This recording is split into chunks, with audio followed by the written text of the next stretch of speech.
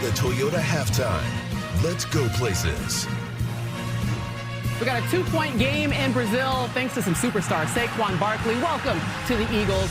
Jaden Reed, anything you can do, I can do better. I like it. A couple of touchdowns for both back and of them. forth. I love it. 19-17, the Packers go into the locker room with the lead. Welcome back inside of Studio 3. Maria Taylor alongside Devin McCourty and Chris Sims. And after a slow start to the game, couple of flags, couple of mistakes, the last 6 possessions were all scoring possessions. It's been awesome, right? I think everybody's kind of getting the rust out a little bit early. The field is annoying. Let's start there, right? People are slipping everywhere. The changing of the cleats will happen at halftime, hopefully. But, yes, I mean, you saw the Eagles get off to a slow start. Jalen Hurts is caught on fire. They can't be stopped. Saquon, happy for him.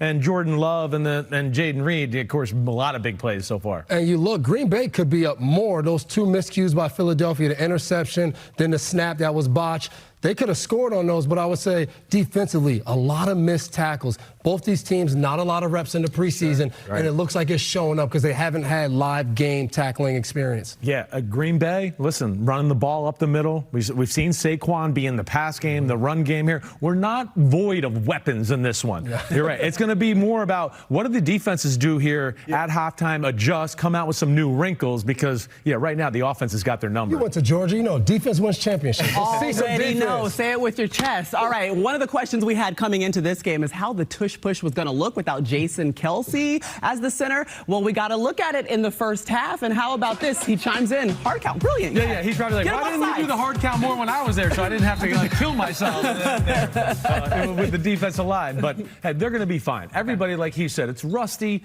They got a very good, talented offense and offensive line, and they'll get all these problems put together. Yeah, they're working out some of the kinks right now. All right, Sunday night, we got the Rams and the Lions, and this summer, Jason Garrett broke down some film with Sean McVay on second-year superstar Puka Nacua.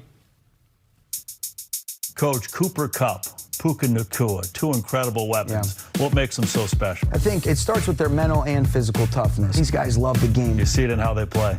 I think this is a great feel by Puka, to be able to dig, to stack, to separate. When his eyes go back, he holds his body position.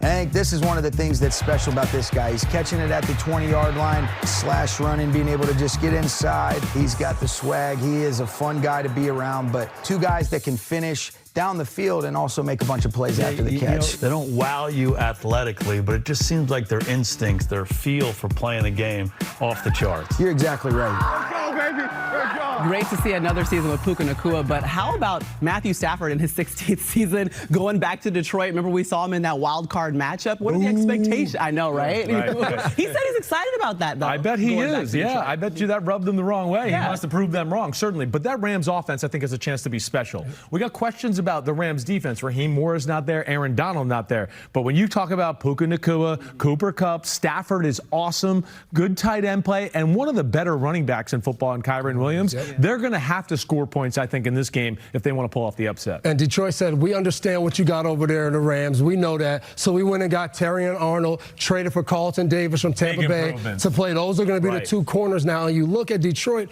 again, they set themselves up to be better this year, to make that jump, to not just be in the NFC Championship, but how do we get to the Super Bowl? So I love what they did. I'm looking forward to this game Sunday night. I worry about the Rams defense against that Lions offense. That Lions offense with Ben Johnson calling the plays, there's nothing they can't do. Yeah, sure. No Aaron Donald too in this game. But the Lions, remember they got their first playoff win for the first time in 32 years, so they're riding high. We know that we're going to see Stafford. We know they're going to see Jared Goff, but we don't really know who's going to be under center for the Steelers. Mike Florio, any clarification there? Well, Russell Wilson is the starter, but he aggravated a calf injury this week. He's officially questionable.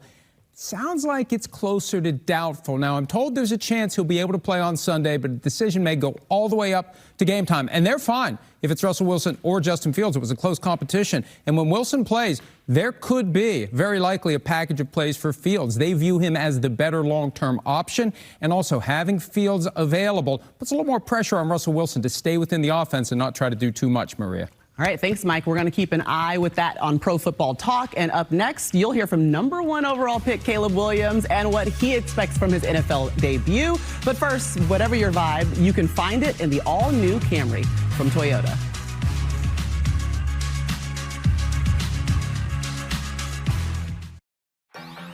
Chicago Bears select Caleb Williams. Okay, I'm going to have Bears fans close their ears, but I know that growing up, someone that you watched I was an Aaron Rodgers fan. Right, not the Packers? I wasn't technically the Packers because when he left, I became a nobody fan until I got drafted by the Bears. Okay. So when you watch him and see what he does, he plays the game with his mind. He's special, he knows everything, defensive-wise, he's seen everything, and then obviously when things don't go his way, when things, play breaks down, he goes and makes insane plays. Just being able to be a complete QB is what everybody dreams and aspires to be, and it's something that I'm, work my hardest to be, is be fully complete. When he says aspires to be, he's been aspiring to do that since he was a kid. Like, told his dad, I want to be the best quarterback that's ever done it. And they've trained and done everything to put him in the right position. But what are the expectations you have for him going into year one? I thought it was interesting hearing Bill Belichick talk about Caleb Williams in the preseason. Say, yes, there were some unbelievable plays, but overall, he said he was 50%, worries about the accuracy, doing the right thing. And we know as a rookie, especially at quarterback, the hardest thing is to be consistent, play after play and week after week. Regular season football is going to be different. Right? You're going to have to check the ball down, not try to make the wow plays. But I'm a huge fan of Caleb Williams, as you guys both know. I think his talent is incredible. He's got some of that Mahomes-esque type factor that he can bring to the team, right? But I do think what he's saying, can he play an ugly offensive football game if it's that, and what it calls for? It's not always going to be highlight reel type of plays on the offensive side of the ball in the NFL, especially when you're a rookie. The hardest thing to do as a young player is to say, hey, this is the way we have to win today. It might not be what you think, but you have to be conservative. He'll be learning, certainly, along the way. We actually have him week 2 against the Texans. That'll be a fun one. All right, let's go to our fantasy guru, Matthew Berry. Who are you loving and hating for week 1? Thanks, Maria. You guys are talking about Caleb Williams. Well, I love another high-profile rookie, Giants wide receiver Malik Nabers. In the preseason, Nabers got a 33% target share from Daniel Jones. So I have to tell you, he's going against the Vikings, bad secondary. They really struggled last year. So when you get a very talented player getting a massive target share against a bad secondary, that's a love for me. Nabers inside my top 20 this week. As for a matchup I don't like, Dak Prescott on the road at Cleveland, where he struggled last year. CeeDee Lamb held out this preseason. Browns gave him 126 passing yards at home last year, best in the NFL. Dak outside my top 10 for the week. All right, you better join the Matthew Berry mob. I got Malik Nabers on my fantasy team. I got better. And every Sunday, Matthew's going to give his last-minute fantasy advice before kickoff: who to start, who you need to sit, late-breaking injury news. No better place to go if you need to help setting up your entire lineup. Fantasy football pregame coming your way. Oh, check out the halftime. Wow. Anita. Big time. Yes, in Sao Paulo.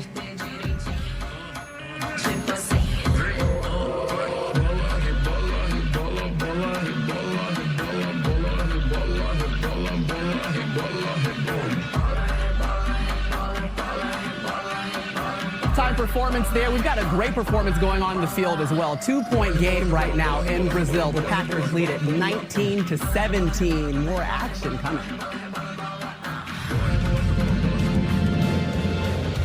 This has been the Toyota Halftime. Let's go places.